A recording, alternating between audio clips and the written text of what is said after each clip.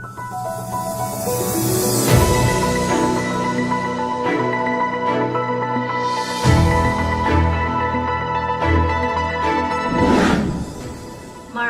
the International Convention for the Prevention of Pollution from the Ship.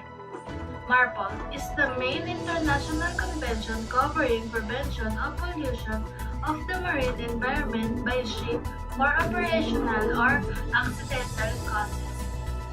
The MARPOL Convention was adopted on November 2, 1973 at IMO. The Protocol of 1978 was adopted in response to a spate of tanker accident in 1976 to 1977. As the 1973 MARPOL Convention had not yet entered into force, the 1978 MARPOL Protocol absorbed the parent convention. The combined instrument entered into force on October 2, 1983. In 1997, a protocol was adopted to amend the convention and a new Annex 6 was added, which entered into force on May 19, 2005. MARPOL has been updated by amendments through the years.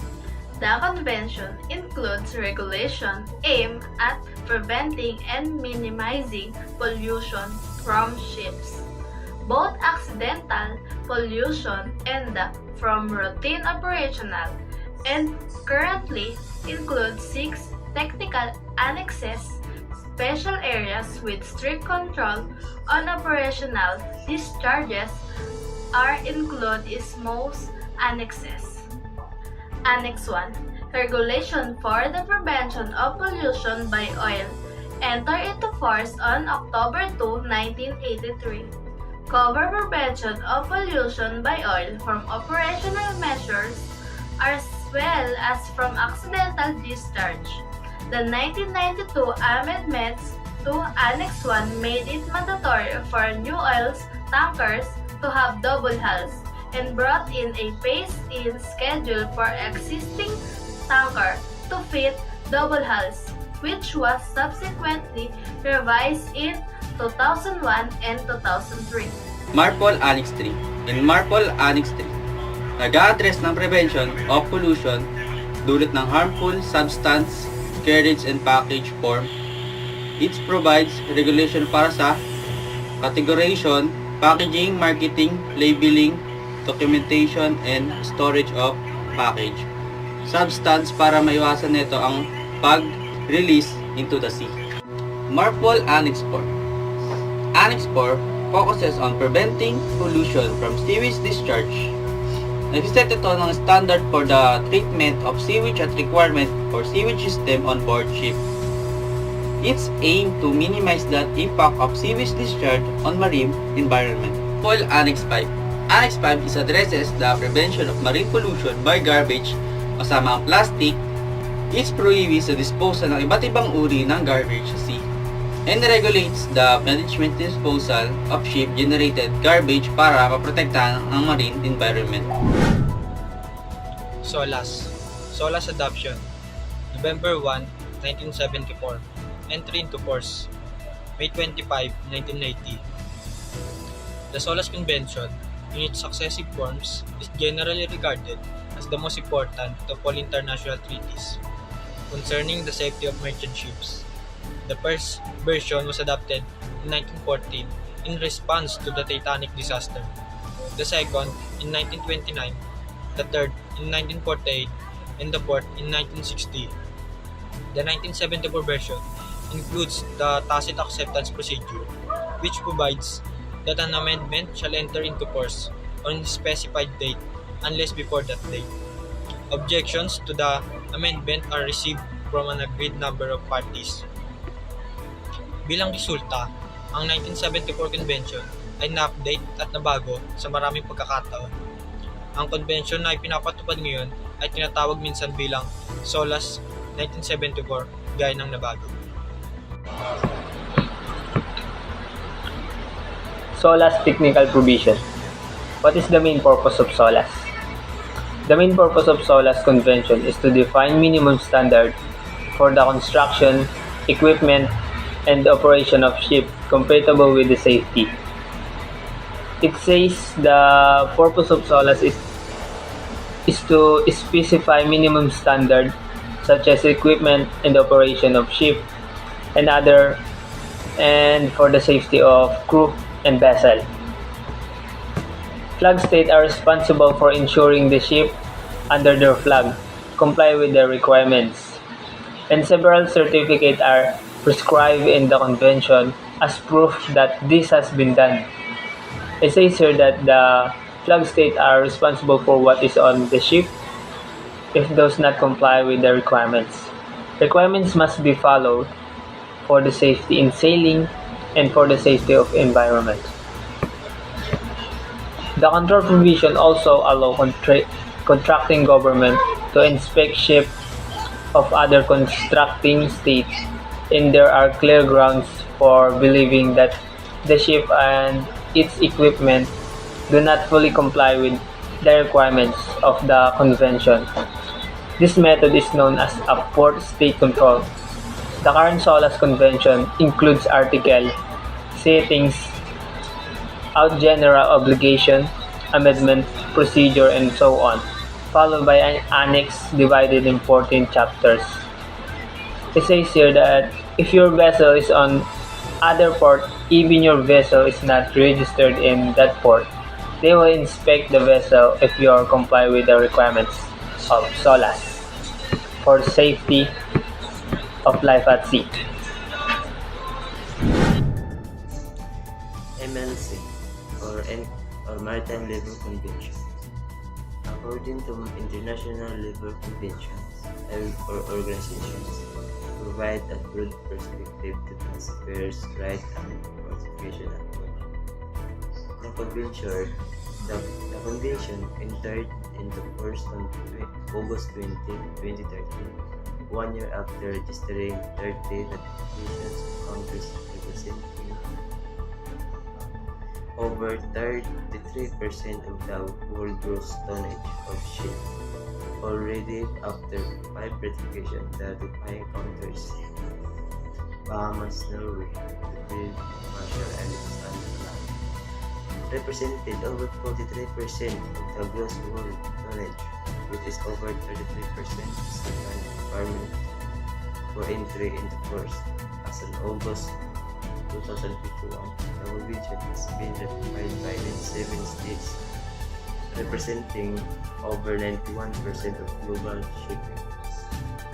Although the convention has not been ratified worldwide, it was widespread ethic because vessels from non-signatory states that attempt to enter ports of signatory states may face arrests and penalties for non-compliance with the MLC. The Maritime Labour Organization, o MLC.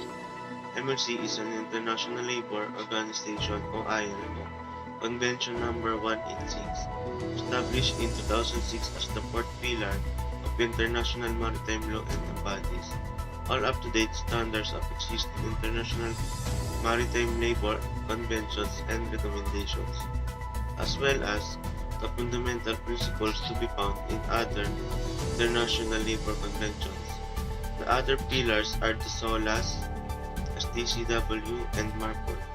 The treaties applies to all ships entering the harbors of parties to treaty or port states, as well as to all ships flying the flag of state party. Yung Maritime Labour Organization o MLC ay isang International Labour Organization o ILO Convention number 186. At ito pala na-establish noong 2006 bilang isang fourth pillar of international maritime law and embodies. At lahat daw ng kasalukuyang international maritime law, labor conventions at recommendations ay dapat bigyang halaga at isama sa hinaharap ng mga international labor and conventions. At may ibang uri pa pala ang pillars. Ito ay ang SOLAS, STCW at ang MARPOL. The 1995 amendments, adopted by a conference, represented a major revision of the convention. In response to our recognized need to bring convention up to date and to response to critics who pointed out the many value praises, such as to satisfaction of administration, which resulted in different interpretation being made. The 1995 amendments entered into force on February 1, 1997. One of the major features of the revision was the deviation into regulation divided into chapter as before, and a new STCW code to which many technical regulations were transferred. Part A of a code of mandatory while Part B is recommended. Dividing the regulation up in this way makes administration easier, and it also makes the task of revising and updating them more simple. For procedural and legal reasons, there is no need to call a full conference to make change to codes. The 1978 STCW Convention was the first to establish basic requirement on training, certification, and watchkeeping or seafarer on an international level. Previously, the standards of training, certification, and watchkeeping of officer and rating were established by individual government, usually without reference to practices in other countries. As a result, standard and procedure varied widely, even though shipping is the most international of all industries. The convention prescribed minimum standard relating training, certification, and watchkeeping for seafarer, which country are obligated to meet or exceed. Colreg. Colreg adoption. October 20, 1972. Entry into force. July 15, 1977. The 1972 convention was designed to update and replace the collision regulations of 1960, which were adopted at the same time as the 1960 SOLAS Convention. One of the most important innovations in the 1972 Colregs was the recognition given to traffic separation schemes.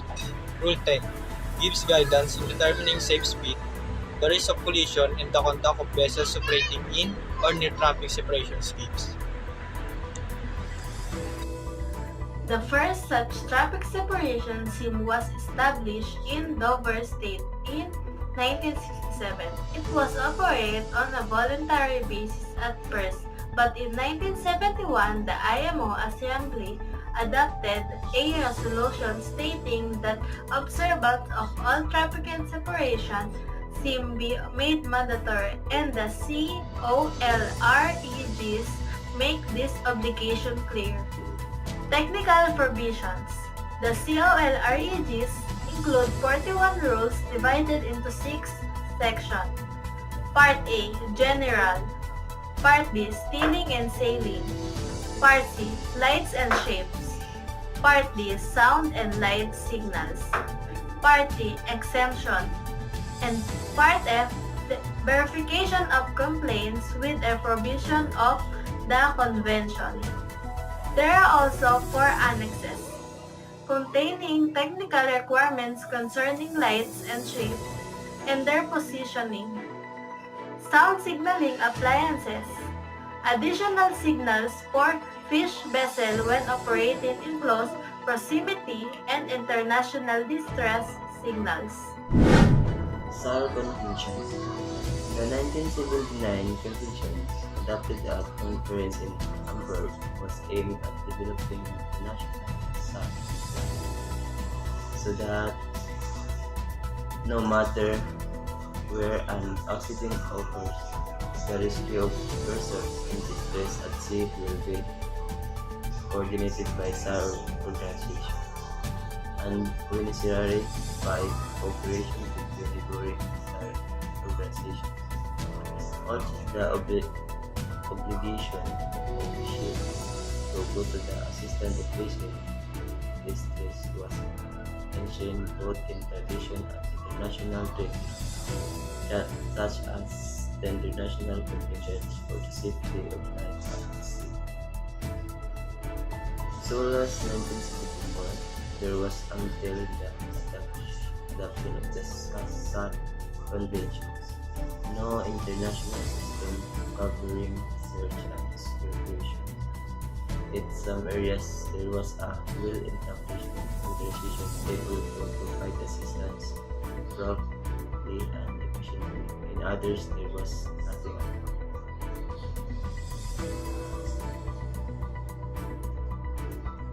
Technical requirements of the SAR conventions are contained in the Annex, which was divided into 5 chapters. Parties to the conventions are required to ensure that arrangements are made for the provision of adequate SAR services in their coastal waters. Parties are encouraged to enter into SAR agreements with neighboring states involving the establishment of SAR regions. The pooling of facilities and establishment of common procedures, training and liaison visit. The convention states that parties should take measures to expedite entry into territorial waters of this group under other parties. A revised annex to the SAR Convention was adopted in May 1998 and entered into force in January 2000. A revised technical annex of the SAR Convention clarifies the responsibilities of government and put greater emphasis on the regional approach and coordination between maritime and aeronautical SAR operation. The revised annex includes 5 chapters. The first chapter, which is Chapter 1, Terms and Definition. These chapters update the original Chapter 1 of the same name. Chapter 2, Organization and Coordination. The chapter makes clear the responsibilities of the governments. It requests parties, either individually or in cooperation with other states, to establish basic elements of a search and rescue service to include legal framework, assignment of a responsibility authority, organization of available resources, communication facilities, coordination and operational function, and process to improve the service including planning, domestic and international cooperative relationship and training. Parties should establish search and rescue regions within each sea area. Within the agreement of the parties concerned, parties then accept responsibility for providing search and rescue service for a specific area.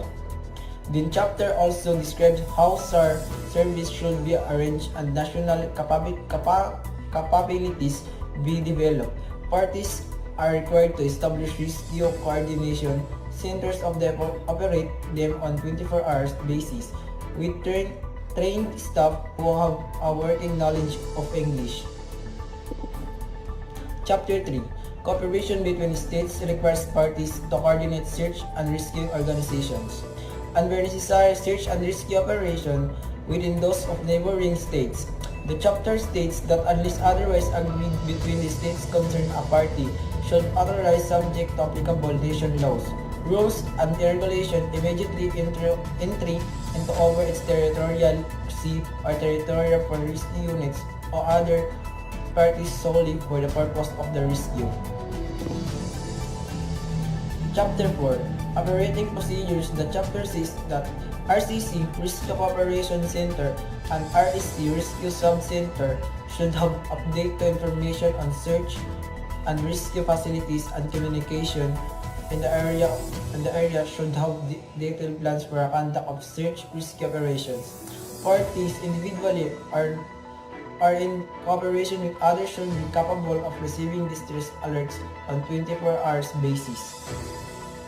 The regulation include procedures to be followed during emergency and states that search and rescue activities should be coordinated on scene for the most effective result. The chapter says that search and rescue operation should be continued with practicable until a reasonable hope of rescuing survivors has passed. Chapter 5, Ships Reporting System, includes recommendation on establishing ships reporting system for search and rescue purposes, noting that existing ship reporting system could have provided adequate information for search and rescue purposes in a given area.